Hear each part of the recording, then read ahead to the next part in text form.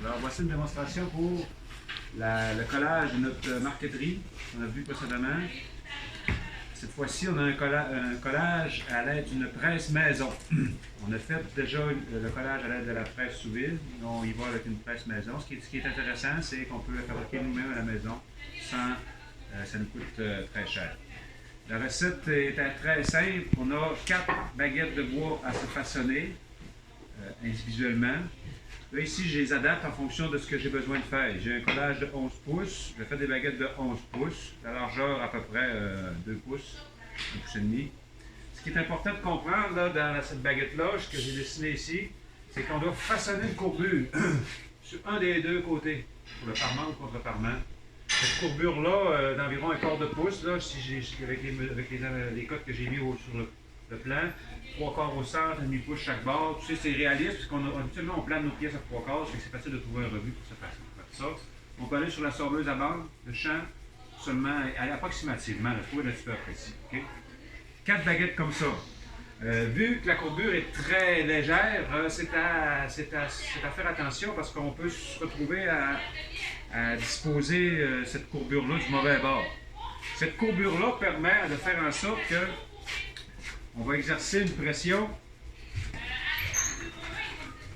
On va exercer une pression au centre équivalente aux extrémités. Parce on utilise des serres en C ici sur notre panneau de mélamine d'un côté et de l'autre côté, ça va être seulement notre support de marqueterie. Donc, en mettant des serres en C seulement aux extrémités, on se retrouve à avoir au centre une zone qui n'a pas de pression, qui n'a pas de pression suffisante.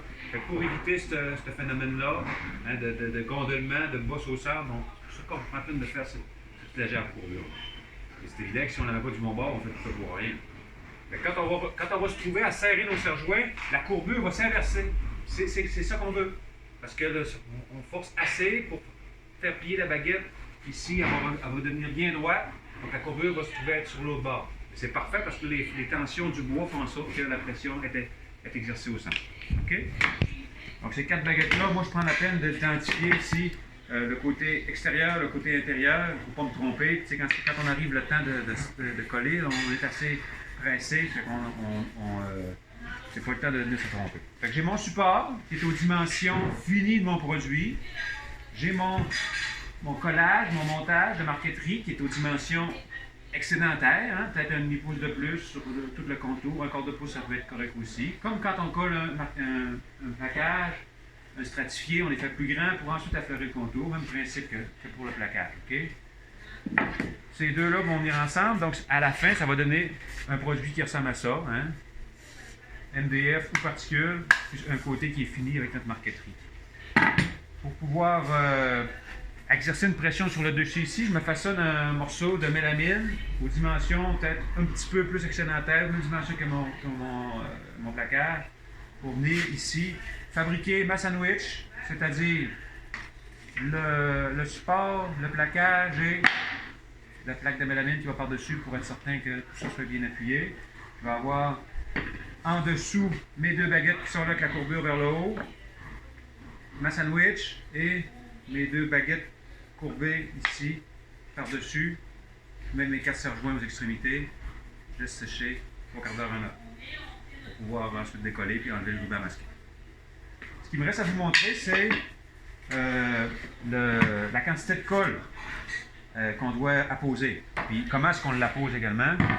Donc j'ai mes 2 composants. Évidemment, le côté que j'applique la colle doit être propre, exempt de poussière, de graines. Hein, les graines, c'est l'ennemi du collage, du plaquage. Ensuite, pas de ruban non plus. Ruban masqué, il faut tout enlever. Parce que sinon, ça fait une surépaisseur, puis la colle n'entrera pas dans les corps du bois, ça ne fera pas un collage solide. Donc, on a un côté qui est propre. Puis, c'est ce qu'on a, c'est le côté verso de notre dessin. Donc, à la fin, lorsqu'on va se retrouver à avoir enlevé notre ruban, on va avoir le recto, le bon côté. Pour la colle, je vais avec la colle blanche, la polyvinylique, et puis un rouleau.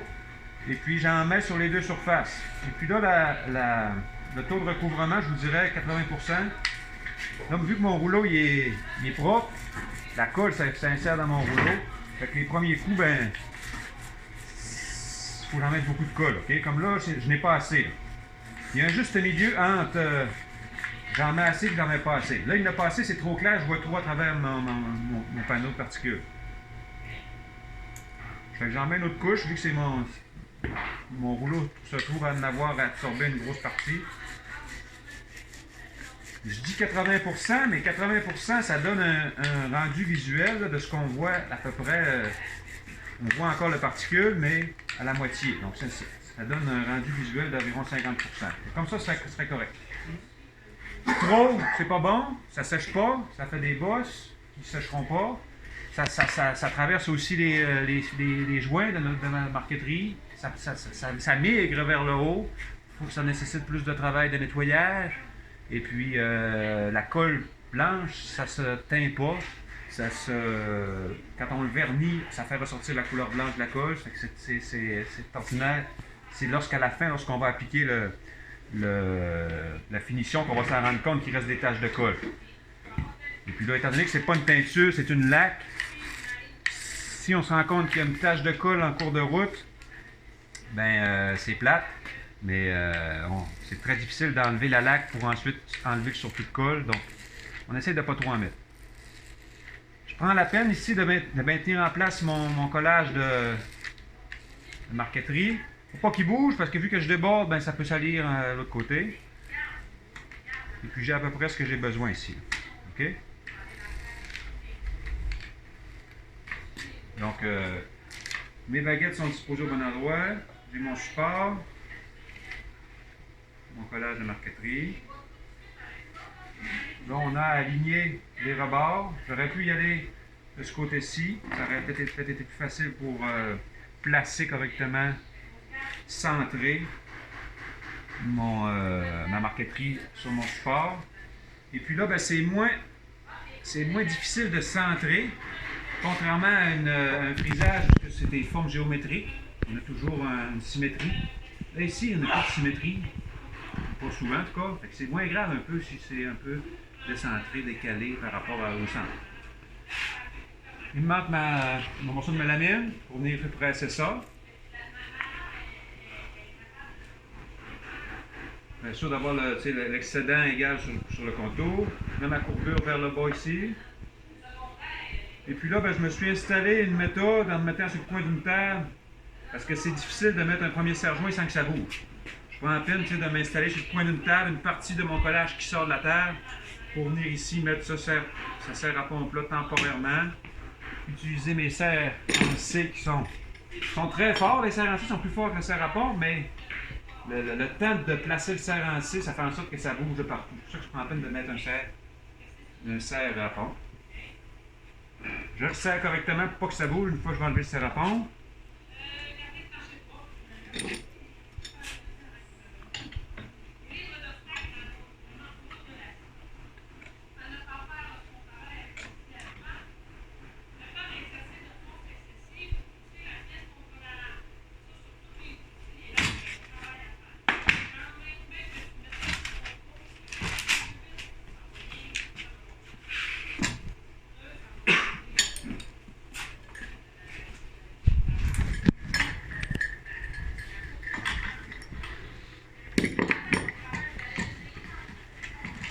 Là, on voit bien comment est-ce que la courbure change de direction.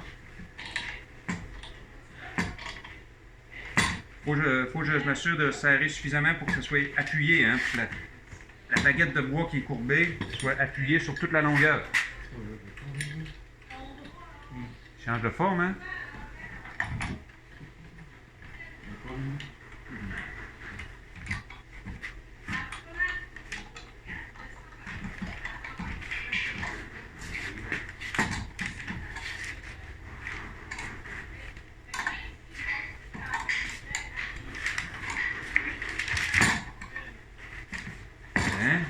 J'ai ma sandwich. Si vous regardez, la courbure est complètement inversée. Comme ça, ben, j'ai un bon résultat. Je suis certain que c'est bien, que j'ai une pression autant au centre qu'aux extrémités. Ça fonctionne bien, là. Je l'ai déjà fait, on l'a fait à plusieurs reprises. Essayez-le. j'ai besoin de la cause, fait en sorte que je vous propose de faire cette technique-là au le sac sous vide. Le sac sous vide, c'est beaucoup plus facile, hein. Mais on a d'autres inconvénients. Avec le sac sous vide, des fois, ça se déplace quand on commence à exercer la pression. On a des fois des mauvaises surprises quand on décolle. Ici, je pense qu'il y a moins de danger d'avoir des mauvaises surprises. On l'a pas chez nous. On n'en a pas chez nous, ça coûte cher, c'est ça. Ça vous va? Yes. Merci.